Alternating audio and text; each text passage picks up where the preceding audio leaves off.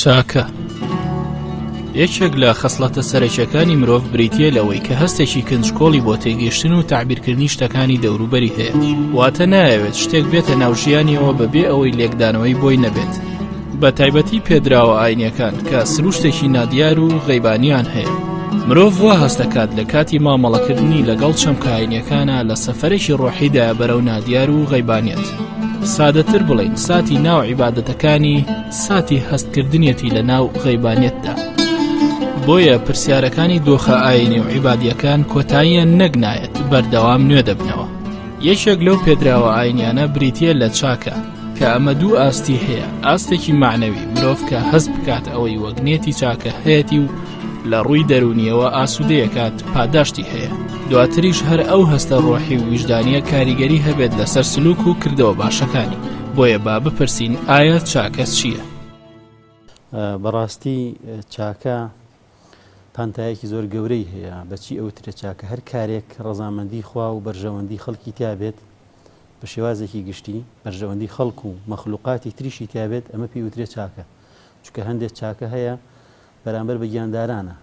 هەندێک چاکە هەیە بەرامبەر بە خاک و نیشتیمان، هەموو ئەمان ئەچێتە ناو بواری چاکەوە، بەمە ئەوترێت چاکە بە کورتی و بە پوختی. چاکە بە هەموو کردەوەی گەوترێکی ئینسان دڵی پێی خۆش بێ و بەرامبەرەکانی دڵی پێی خۆش بێ و لە ناو کۆمەڵگایە سەری پێی بەرز بێ و شانازی پێوە بکە لە هەر کاتێکا پرسیاریان لێکرد لەسەر ئەو کار و کردەوەی کە ئەنجامی داوە. کەواتە بەگشتی چاکە هەموو کردەوە باشەکانن و خراپەش هەموو کردەوە بەدەکانن کە ئینسان خۆی لێ پارێزێ و پێویستیشە ئینسانی مسلمان کردەوە باشەکان لە خۆیان بێنەتەجێ و خۆی بپارێزێ لە کردەوە خراپەکە. چاکە هەندێک چەند کردارێکە کە پێویست بە ئینسانەکانەوەیە کەەوە ئەنجامی ئەدەن جگە لەو کردەوانی کە ئینسان بۆ خۆی ئەنجامی ئەدات کە پاداشتەکەی لای خۆی گەورە بۆ دەنووسێت لە نوێژ و ڕۆژ و زەکات و حەج، ئەمان پێوتێک چاکە دەرحەق پێویست بە خۆی پەروەردگارەوە. یعنی ئەم چاکانە ئینسان کە ئەنجامی ئەدات ئەم کردەوە عەمەلە ساڵحانە پێویستە بە خاڵقی خواوە، خالق و بەدیهێنەرە کە ئەڵڵایە کردو. بۆ چاکەش چاکەکردنیش لەگەڵ دەوروبەرە لەگەڵ ئینسانەکاندا پێویستە ئینسان هەر بەس نوێژ و ڕۆژ و عیبادەت و ئەوانە بەس پێی ناوتی چاکە. چاکەش لەگەڵ کۆمەڵگادا، لەگەڵ دەرو دراوسێدا، لەگەڵ خزم و کەسوکاردا ئینسان چاک بێ لەگەڵەوە چونکە ئینسان کاتێک کە خۆی گەورە ئیمان ئەدا بە ئینسان، ئیمان بریتێ لە دووشت. ئیمان بەس ئەوە نی ئینسان بە زمان بڵێ ئیمانم هەیە، ئەبێ دڵیش باوەڕی پێ بکە و کردەوەی چاکەش تەصدیق ئیمانە بکە. وەکو تەفسیری ئیمان کراوە الئیمان ما وقر في القلب وصدقه العمل. ئەبێ ئینسان بە کردەوەی چاکە ئیسپاتی ئەو ئیمانە بکە کەوا تۆ ئیمانت دامەزراوە کردەوە چاکەکان ئەنجام بدا ئینشاءالله. چاکەکردن لە ئاینی پیرۆزی ئیسلامدا بە هەموو کار و کردەوەیەکی باشە دەوترێت چاکە ئەگەر مەبەستیای ڕەزامەندی خوای پەروەردگار بێ و موافقی شریعەتی ئیسلام بێ، ئەمە پێی دەوترێت چاکەکردن. بۆیە لە ئیسلامە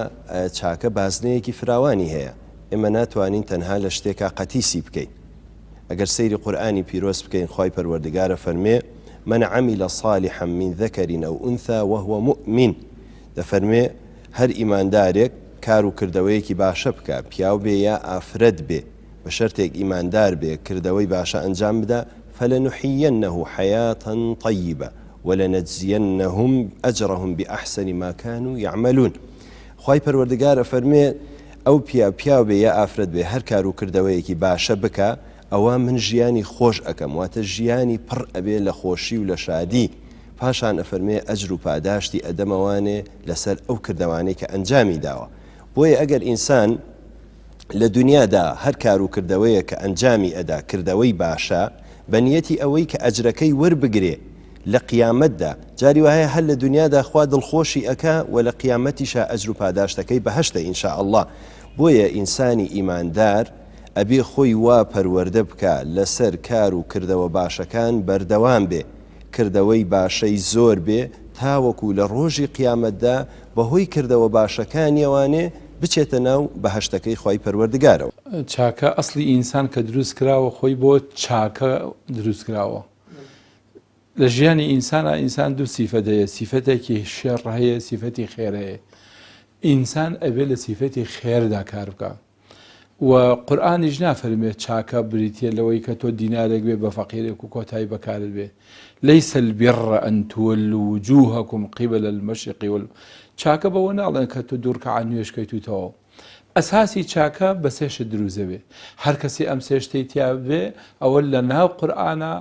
لە قائمەیەکا کە قورئان کردوێتی پێڵەن چاکە کار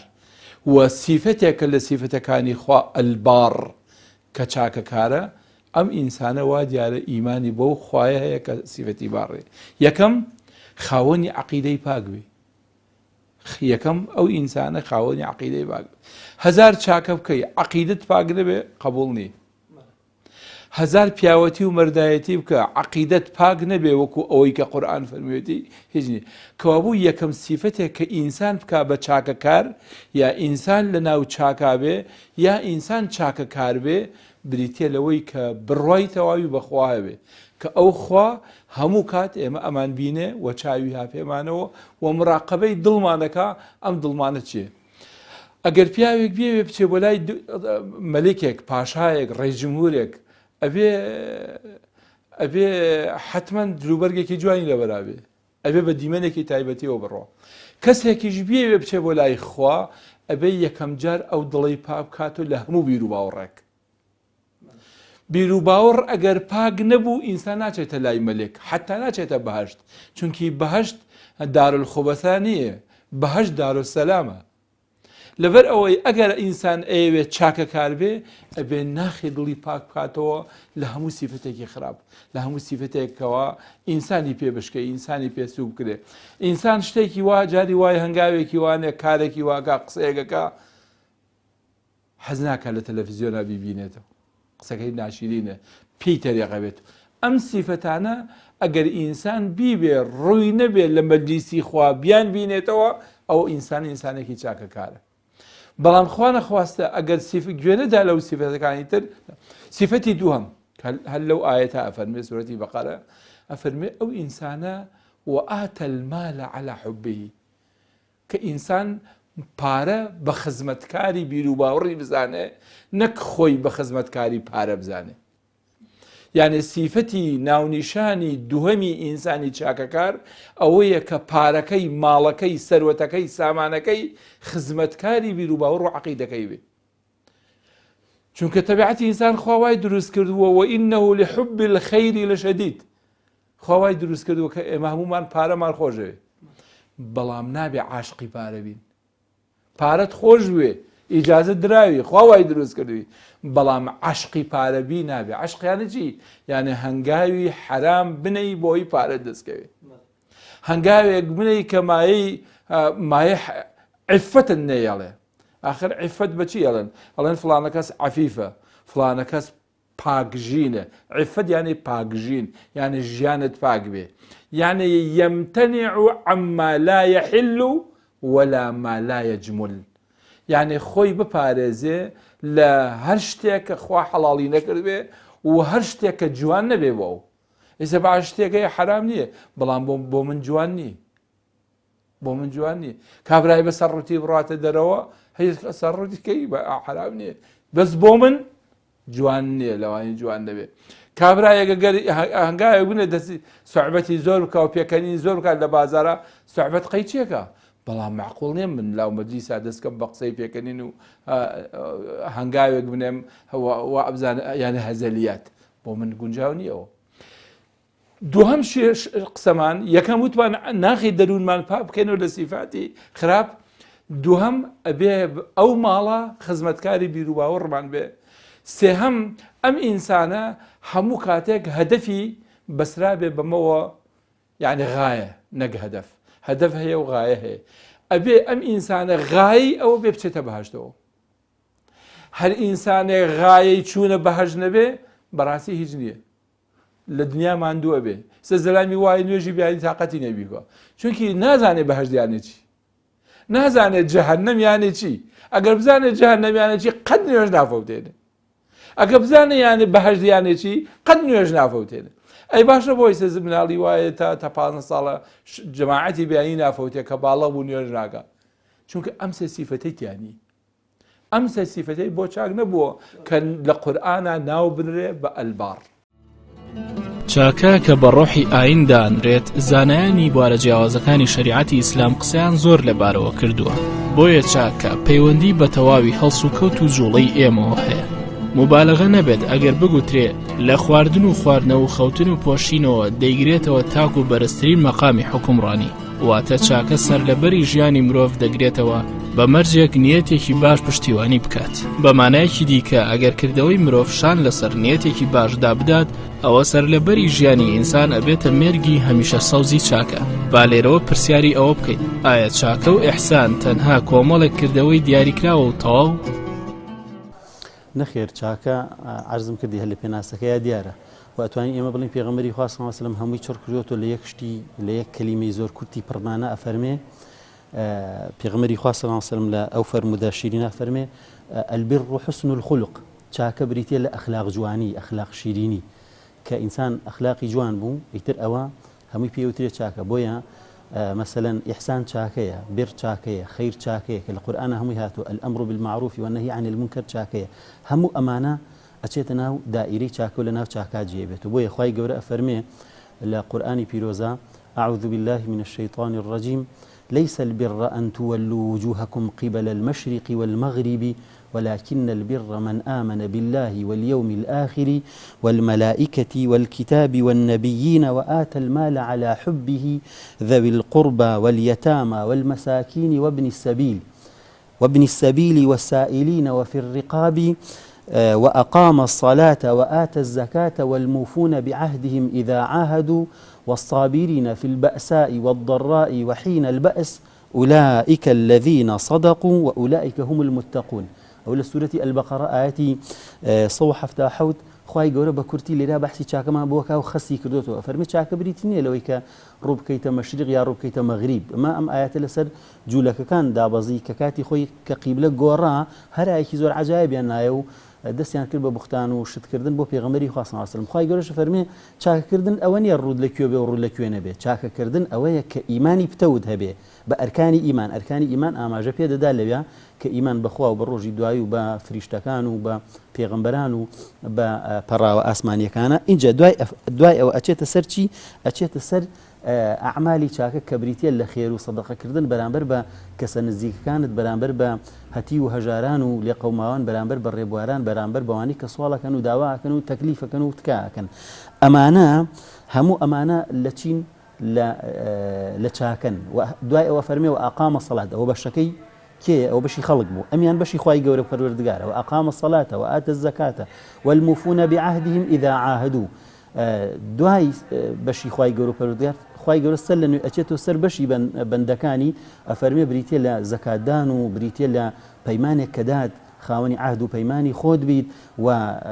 ئەهلی سەبر بی لە کاتی موسیبەتە، لە کاتی ناخۆشیە، لە کاتی شەڕە، لە کاتی هەموو کاتە ناڕەحەتەکانی ژیانە سەبرێکی پۆڵاین و پتەوت هەبێ نەفسی. هەموو ئەمانە ئەچێتە ناو دائیرەی چی؟ دائیرەی بر. چونکە لە ئەخیرا فەرمێ ولكن البر من آمن بالله، ئیتر لێوە دەست پێیەکە. کەواتە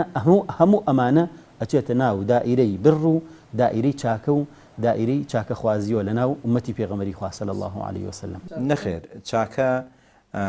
دوو بەشە، بەشێکی پەیوەندی بە دنیاوە هەیە کە هەموو شتە باشەکان ئەگرێتەوە کە ئینسان دڵی پێی خۆشە و هەموو ئەو کردەوانە ئەگرێتەوە کە ئینسان مای دڵخۆشیە بۆ خۆی و مای دڵخۆشیە بۆ دەوروبەرەکەی. وەکو پێغەمبەری خوا صلی الله علیه وسلم فەرمێ وأتبع السيئة الحسنة تمحوها، یعنی بە شوێن هەموو خراپەیەکە چاکەیەک بکە بۆ ئەوەی بیسڕێتەوە. جا چاکەکە لەگەڵ خەڵقا بێ یان لەگەڵ دەوروبەرەکەیە بێ یان هەڵەیەکی کردو بەرامبەر خوای پەروەردگار خێرێکەکە لە بەرامبەری ئیسڕێتەوە. کەواتە چاکە معنایەکی فراوانی هەیە، هەموو بەشەکانی ژیانە گرێتەوە. بۆ شخصی ئینسان لە ناو ماڵی گرێتەوە، لە شیساقی گرێتەوە، لە خانووی باشی گرێتەوە، لە مناڵی باشی گرێتەوە. یعنی معنایەکی زۆر فراوانی هەیە. لە ڕۆدینەکەیشەوە ئەوەیە کە ئینسانی مسلمان باشترین عیبادەت ئەنجامە بۆ خوای پەروەردگار. چاکەکردن فراوانە، ینی بەس بەو کردەوانێکی ئەنجامی دەین کە ڕۆژ و نوێژ و عیبادەت و ئەوانەیە یا چاکە لەگەڵ چاکەکردن ئینسان ئەبێ وا ڕنگ بداتەوە لە خۆیدا لە کردەوەکانیدا کەەوە خەڵک شایەتی بۆ بدەم لە ئینسانێکی چاخوازە. چاک یعنی چاکەکردن کە ئینسان کە چاکەی کرد لەگەڵ خەڵکیدا خەڵکی تەمەنە بێ مەبەستی خوای پەروەردگار بێ ئەو چاکانە و ئینسانیش کاتێکەوە چاکخوازە ئەڵە ئینسانێکی فڵان کەس چاکخوازە حەزی بە چاکەی حەزی بە یارمەتیدانی خەڵکیە حەزی بە ئەوەی کەوا کۆمەلگا بەختەوەر بێ ئەم کۆمەلگای خۆمانە کۆمەلگایشی بەختەوەر بێ هەوڵی بۆ ئەدات ئینسان بەس وتمان لە ڕۆژوو نوێژ و عیبادەتە چاکە کۆ نابێتەوە لە شتی شەڕەنگەداتەوە چاکەکردن نەخێر خۆی بازنەی چاکەکردن بازنەیەکی زۆر فراوانە چاکەکردن دوو جۆرە چاکەی واجبمان هەیە چاکەی سونەتیمان هەیە چاکەی واجب بریتیە لەو نوێژانەی کە لە شەو ڕۆژێکە ئەنجامی ئەدەین کە 5 فەرزە و هەروەها لە ڕۆژوگرتنی مانگی ڕەمەزان و لە زەکاتدان و لە حەجکردن ئەمانە پێیان ئەوترێت چاکەکردنی واجب ئەمرکردن بە چاکە نەهیکردن لە خراپە کەمە واجبە لەسەر ئیماندار بۆیە ناکرێ ئێمە تەنها چاکە قەتیس بکەین لە چەندانەیەکدا وەکو نوێژ وەکو ڕۆژوو وەکو حەج وەکو زەکات نە بازنەکە زۆر فراوانە چاکەکردنی سونەت یارمەتیدانی هەژار دەستگیرۆیی خەڵکی ئاوەدانکردنەوەی سەرزەوی و هەروەها بەجێهێنانی سونەتەکان هاتوچۆکردنی مزگەوت بەدەمەوە چوونی خەڵکی نەدار و لێقەوماو و هەروەها یارمەتیدانی منداڵی بێباوک کە ئەلەم ڕۆژەدا بەڕاستی واجبی سەرشانی مسلمانانە هەستن بە زیندووکردنەوەی ئەم چاکانە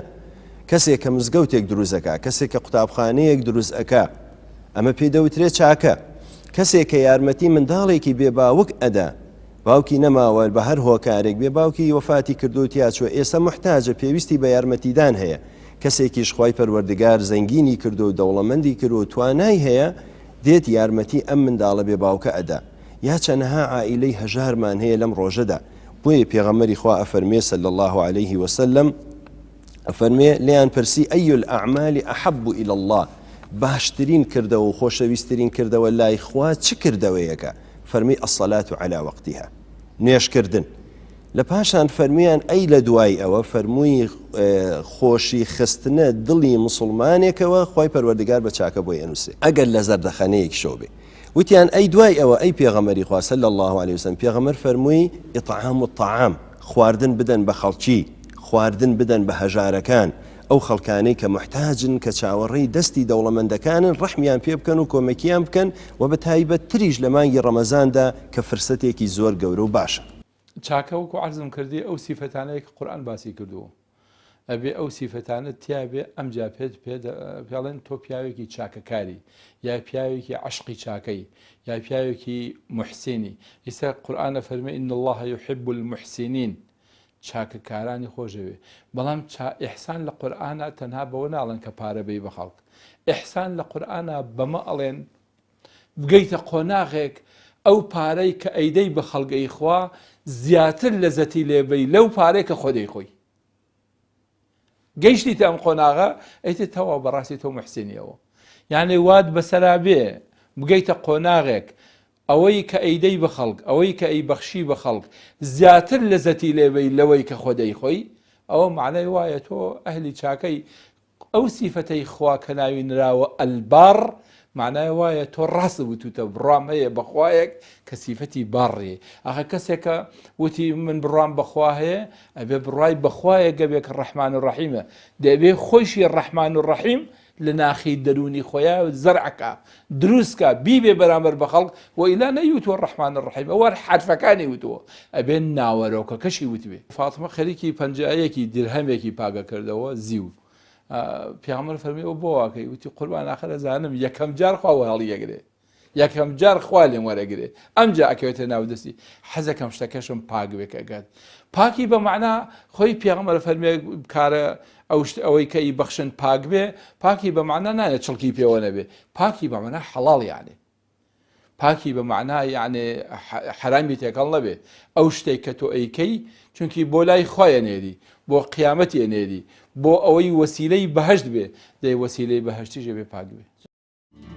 چاکە ئەبێت بەرەنجامێکی باشی لە کۆمەلگادا هەبێت چونکە وەک گوتمان چاکە تەنها بابەتێکی نەزەری نییە بەڵکو کڕۆکی چاکە بریتیە لە کردەوەی چاک واتە ئەگەر ئەم پرۆسەی چاکەکردنە بە نیەتێکی باش و قسە و باسێکی باشدا تێنەپەڕی و نەیتوانی کاروکردەوەیشی باشمان تێدا دروستکات ئەوان نەک پرۆسەی چاکەکردنەکە ناتەواوە بەڵکو هێشتا دەستی پێ نەکردووە هەر بۆیە عەمەلی ساڵح بەرئەنجام و کۆتایی پرۆسەی چاکەکردنە هەروەها بە دیوێکی دیکەدا چاکەکردن پرۆسەیەکی دەستە جەمعی و کۆمەڵکاریە تۆ لەگەڵ دەوروبەرەکەتدا کردەوە و کارلێکی باش ئەەکەیت بۆ نمونە لەگەڵ دایک و باوک لەگەڵ ماڵ و منداڵ و دراوسێ و خزمەکان اینجا شۆڕ دەبێتەوە بۆ ناو کۆمەڵگا هەر یەکە بە پاساوێک چاکەی لەگەڵدا دەکرێت کەواتە چاکە ئەتوانێت کۆمەڵگا بهێنێتە سەر ڕێڕەوی چاکەکاری با پرسیارێک لێرەوە بکەین ئەویش ئەوەیە چۆن کۆمەڵگایەکی چاکەکارمان هەبێت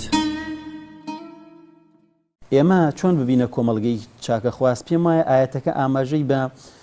یەک دوو خاڵیان کردووە من لێرە ئاماژە بە سێ خاڵە دەم کە سێ خاڵ بە نظری من زۆر گرنگە کە بۆی ئێمە بتوانین خۆمان و هەموو کۆمەڵگەکەمان پێکەوە ببینە خەڵکانێکی چاکەخواز یەکەم ئیمانی پتە و چونکە هەرکەس ئیمانی نەبوو ناتوانێت چاکەخواز بێ چاکەخوازێکی بەردەوامی گشتگیر و هەمەلایەنە ئێمە ئەومان مەبەستە کەواتە ئەوەی زۆر گرنگە ئیمانە چونکە ئاەتەکەش ئەفەرمێ وەلاکن البر من آمن بالله هەتا کۆتایی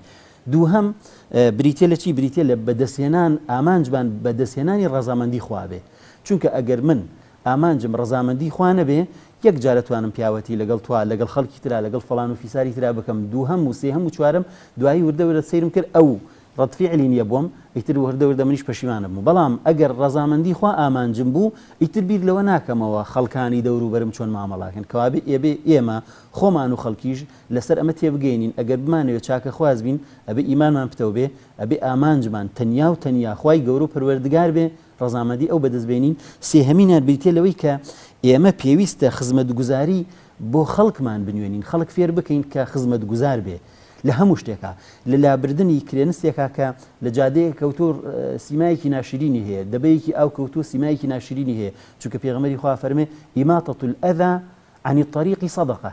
لابردنی شتێک عەزەتی خەڵک بدا لەسەر ڕێگا سەدەقەیە لێوە بیگرێ هەتاوەکو تەبەستومکە فی وەجهی ئەخیکە زەردەخەنەیە کە هیچی تێناچێ من بزەیەک بەسەر لێومەوە بێ بۆ بەرامبەرێکم خوای گەورە پەروەردگار ئەمە بە سەدەقە نووسێ کەواتە ئەبێ ئێمە هەموو خەڵکی تەیار بکەین لەسەر چی وەکو ئاەتە قورئانیەکە و فەرمودەکانی پێغەمبەری خوا صلی الله علیه و سلم کە کۆمپلێت هەر هەمووی تەئکید لەسەرەوە کا دەستی ئێمە ئەوە ئەگرێ بەرەو ڕووی ئەوە کە ئێمە چاکەخواز بین خزمەتگوزار بین و کارمان لەو پێناوە هەموو کارمان خەسکەینەوە چڕیکەینەوە تێکۆشین لەم مەجالە چونکە وەکو عەرزم کردن پانتایی چاکەکاری تەنها یەک ناوی نییە لە قورئانە بەڵکو کۆمەڵێک ناوی زۆر و زەبەنەی لێ نراوە بەڵام ئەوە پلەی چاکەکاریە پلەی چاکەکاری هەیە نزمە پلەی چاکەکاری هاگاتە ئاستی بەرز کە جیهادە و تێکۆشانە لە پێناوی دینی خوا ئەوە ژەر بە چاکە حسێبە لابردنی بەردێکیش لەسەر ڕێگا بە چاکە حسێبە بەڵام ئەمە پلەی هەیە پلەبەندی هەیە بەم سێ ڕوکنە ئەساسیە بەم سێ تەوەرە ئەساسی ئێمە ئەتوانین هەمومان پێکەوە گەلێکی خزمەتگوزار بین گەلێکی چاکەخواز بین گەلێکی چاکەکار بین بە هەمومانە ئەو کاتە بەهشتێکی جوان لەم سەرزەمینە دابین بکەین چکە عولەمایان فەرموویانە ئەوەی بەتمای بەهشتی قیامەت بێ ئەبێ لێرە بەهشتێک بە ئیمان و بەکردەوەی جوان بخۆی ساسکە ئەگەر نەیتوانی ئەو بەهشتە لێرە ساسکە مەحاڵە لەوێ بەهشتەکەی ئەوێ دەستکەوێ چونکە بەمەی ئێرە تۆ ئەتوانی بەهشتەکەی ئەوێ بکڕی خوای گەورە نافەرمی إن الله اشترى من المؤمنين أنفسهم وأموالهم بأن لهم الجنة کەوابێ بەم نەفس و بەم ماڵەی ئەبێ خزمەتگوزار بێ ئەبێ چاکەکار بێ هەم بە نەفسی خۆی هەم بە ماڵی چاکەکار بێ هەمووی بفرۆشێ بەخوا خوای گەورەیش لە بریان بەهشتی بەرینی پێ ئەبەخشێت کۆمەڵگەی چاکەخواز بەو شێوەیە دروستەکرێت کە پێغەمبەری خوا صلی الله علیه و سلم دروستی کردووە و یەکەم بەردی بناغەی بە پەروەردەکردنی تاکەکان دەست پێ کردووە ئەبێ ئێمەش ئەگەر بمانەوێت کۆمەلگایەکی باشمان هەبێ کۆمەلگایەکی تەندروستمان هەبێ کۆمەلگایەکمان هەبێ کە شانازی پێوە بکەین ئەبێ جارێکی تر تاکەکان لەسەر شتە گشتیەکان و لەسەر بابەتە دەرونیەکان لەسەر بابەتە ڕوحیەکان پەروەردە بکەینەوە کابرا پێویستی بە مراقیبێکی تر نەبێ غەیری مراقیبی خوای پەروەردگار کابرا پێویستی بە چاودێر نەبێ غەیری چاودێری خوای پەروەردگار کەواتە ئەکرێ ئەمە کۆمەلگا جارێکی تر بەردی بناغەی کۆمەلگایەکی تەندروست یا کۆمەلگایەکی چاکەخواز لە پەروەردەوە دەست پێکە ئەبێ هەنگاوی یەکەمی لە پەروەردەوە دەست پێ بکەین بۆ ئەوەی کە تاکەکان تاکێکی باش دەرچن ئەو کاتەش ئەبێتە کۆمەڵگایەکی چاک. ئێمە زۆر جار ئەنی زۆر شتە بینین خوای پەروەردگار فەرمانمان پێکا فەرمێ ربنا آتنا في الدنيا حسنة وفي الآخرة حسنة. يعني حتا تاکەکان وا پەروەردەکە کە داوای چی بکەن داوای چاکە بکەن بۆ خۆیان لە ژیانی دنیاە کە حەسەنە بە هەموو معناکانەوەیەتی و هەروەها داوای حەسەنەی ئاخرەتیش بکەن کەواتە ئەمە پەروەردەکردنی تاکە لەسەر چی لەسەر کۆمەڵگایەکی تەندروستی چاک. ینی بەو معنایە ئەتوانین کۆمەڵگایەکی چاک دروستکەین. کۆمەڵگای چاخواست سەرەتا ئینسان ئەبێ لە تاکەکانەوە تاکەوە ئینسان هەڵواو بە چاخوازی. یعنی ئەم کۆمەڵگای لە تاکەوە لە خۆی چاکات هەوڵی چاکە بدات خەڵکی بەرەو چاکەکردن و چاخوازی بەرێت ئەو کاتە ئەو کۆمەڵگایەمان کۆمەلگایکی بەختەوەر ئەبێت. من لە خۆمدا ئەمسان بەسەر بۆن منە خۆم ئەمێ خۆم چاکم دوای هەوڵم دەوروبەرم چاکم داوە هەوڵم دەرودراوسێ داوە خزم و کەس و کار کۆمەلگاکەمان بەوە بەختەوەر بێت کە ئینسان سار نەبێتەوە لە کاری چاکە ینی کاری چاکەکردن هەریەکە لە عاسی خۆیوانی هەوڵی تەقالا و کۆشتی زۆر بدا بۆ ئەوەی کەوا ئەو کۆمەلگایە کۆمەلگایکی بەختەوەر بێ. ئێمەش کاتێکەوە کۆمەلگایکی بەختەوەرە بین کەوا تاکەکان لە خۆیان دەوە چاکە دەست پێ بکەن ینی لە خۆیانەوە دەست پێ بکەن دوای ئەوە هەوڵی دەوروبەر و کۆمەلگاش بدەن ئینشاءالله کۆمەلگایکی بەختەوەر و سەرفراز و سەرکەوتووە بێ ئینشاءالله. خۆی ئەوە زۆر گرنگە ئێمە ئەگەر سیرکەین کۆمەلگا پێکاتوە لە کێ پێکاتوە لە خێزان لە چەندین خێزان. ئێستا بۆ نمونە ئەم شاری سلەیمانیی ئێمە دەوترێت 300,000 خێزانی تایە.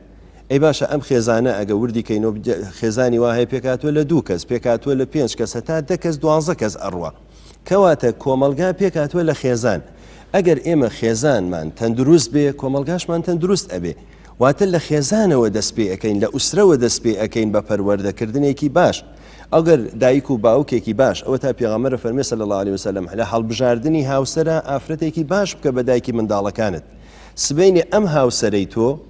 کە تۆ ژیانی لەگەڵ ئابەیتە سەرەوانێ خوای پەروەردگار منداڵت پێ ئەبەخشێ ئەگە تۆ ئەم منداڵانە بە جوانی پەروەردەکەی بەڕێکی پەروەردەیانکەی سبەینێ ئەم منداڵە سوودیان قازانجیان نەبێ بۆ کۆمەلگاکەیان ئەو کاتە کۆمەلگایەکی گەندەڵ و خراپ دەرناچێ کۆمەلگایەکی تەندروست دەرئەچێ کۆمەلگایەکی باش دەرئەچێ. بۆیە پێغەمبەر فەرمێ صلی الله علیه وسلم باشترین کەستان ئەو کەسەیە کە سوود و قازانجی بۆ خەڵکی هەبێ ئینسانی مسلمانیش ئەبێ وابێ. بۆیە خواناسێکی ژە فەرمێ کون و کەناسی کون و مع الناسی کە شەجەرەتی ئەفەرمێ وەکو خەڵکی وەکو درەختێکی وابن بۆ خەڵکی کاتێک خەڵک بەردی تێ ئەگرێ ئەو بەریان تێ ئەگرێ یعنی گرنگە ئێمەی ئیماندار وەکو درەختێکی بەردار وابین ئەهانتە چی دە بەن درەختێکی بەردارەوە کە ڕای ئەوە شوێنی ئەو بەرت تێ ئەگرێ قەیسیەکە قۆخێکە هەنجیرێکە هەڵی ئەوەرێنێ و ئەیاتەوە بە بەرامبەرەکەی کەواتە ئەگەر بێت و دایک و باوکەکان لە ماڵەوە جوان منداڵەکانیان پەروەردە بکەن سبەینێ ئەم منداڵانە ئەبنە کەسێکی فعال و کەسێکی باش لە کۆمەلگادا ئەو کاتە وەزیری دەستپاکمان ئەبێ ئەندام پەرلەمانی چالاکمان ئەبێ ئەو کاتە کۆمەلگاکەمان کۆمەلگایەکی باش ئەبێ نەک ئەوەی کە خیانەت ناکرێ بەڵکو ئەو کەسانەی کە ئەچنە ئەو جێگەیە بە دەستێکی ئەمین و سپی و پاکەوە دیفاعەکەن لە میلەتی خۆیان و وەسەروەت و سامانی ئەو وڵاتەش هەمووی دەرخواردی میلەتەکەی خۆیان ئەدەن. من یەک شتە عەرزکەم لە مەلک حسێنی ئەردەنیان پرسی باشە کابرا هات لە هەموو ئەردەنگەڕا سوالکەری نەبینی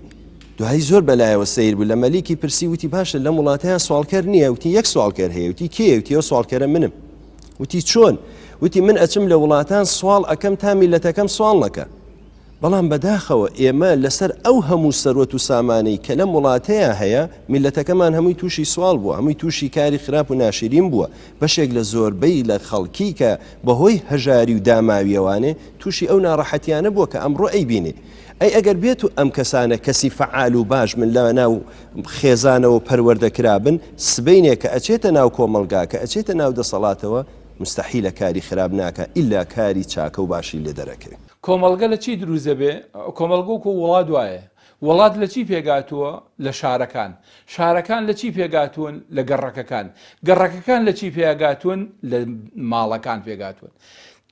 تاکی کۆمەڵ ئەگەر ئیسلاح کرا و باشکرا ئێمە بین بە مجتەمەعێکی پاک و خاوێن و عفیف و ئەهلی خێر و ئەهلی چاکە و چاکەکار بەڵام خوا نەخواستە ئێمە ئەفرادمان چاک نەبێ ئیسر لە قورئانە دائما کار بە سێغەی جەمع کردارە نا ئەفەرمێ وعملوا لقد خلقنا الإنسان في أحسن تقويم ثم رددناه أسفل سافلين إلا الذين آمنوا وعملوا لپێشا کەلیمەی ئینسانی وتۆ مفرد بەڵام کاتێ باسی ئیمان و عملەکە بێ بە جەمع بێ یعنی تاکە نەفرێک چاک بێ لە ناو ئەم شارە هیچ نییە ئەبێ ئەم خەڵکە هەڵبی وەکو چۆن ئەهلی شەڕ هەموو کاتێک شتی خراپ بڵاوەکەنەوە ماندوو نابن لە بڵاوکردنەوەی شتی خراپە دەی تۆژە بێ ماندوو نەبی لە بڵاوکردنەوەی شتی شەڕە ئەگەر هاتوو خێر زۆر بوو لە ناو شارەکەما معنای وایە ئەهلی خێر جهدیان زیاترەکە کاریان زیاترەکە ئەگەر ئەهلی شەڕ زیاتر بوون ناو شارە کاریانە کرد و زیاتر بوون دیمەنەکانم لە بازارە بینی چونکە بازار ئاوێنەی عەقیدە و بیر و باوەڕی ئێمەیە بازارەکانمان چەندێ شەرعی بن دایرەکانمان چەندێ شەرعی بن ناو دوکانەکانمان چەندێ شەرعی بن ئەوە نە عەقیدە و بیر و باوەڕی ئێمەش سلماوە ئەگەر بێت ئێمە ئەومان کرد ئەفرادەکانمان هەموو تەواو کرد بەڕاستی ئێمە ببین بە مجتەمەعێکی باش و پاک و خاوێن و چاکەکار